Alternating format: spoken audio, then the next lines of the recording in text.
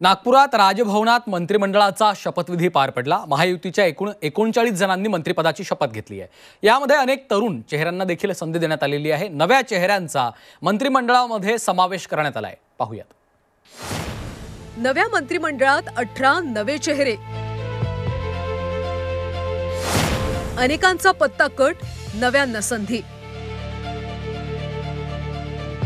अखेर फडणवीस सरकारचा बहुप्रतीक्षित मंत्रिमंडळ विस्तार पार पडलाय।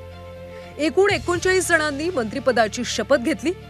33 आमदारांनी कॅबिनेट म्हणून तर 6 जणांनी राज्य मंत्रिपदाची शपथ घेतली।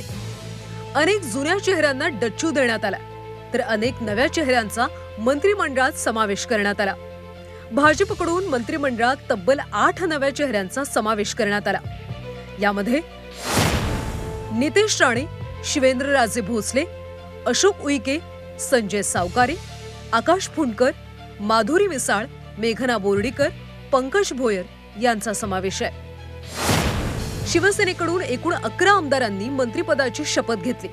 यामध्ये 5 नव्या चेहऱ्यांचा समावेश आहे। यात संजय शिरसाट, प्रताप सरनाईक, भरत गोगावले, आशिष जयस्वाल आणि प्रकाश आबिटकर यांचा समावेश आहे। तर राष्ट्रवादी काँग्रेसकडून 9 जणांनी मंत्रिपदाची शपथ घेतली। 9 पैकी तब्बल 5 नवे चेहरे देऊन अजितदादांनी अनेक जुन्या मंत्र्यांना डच्चू दिला।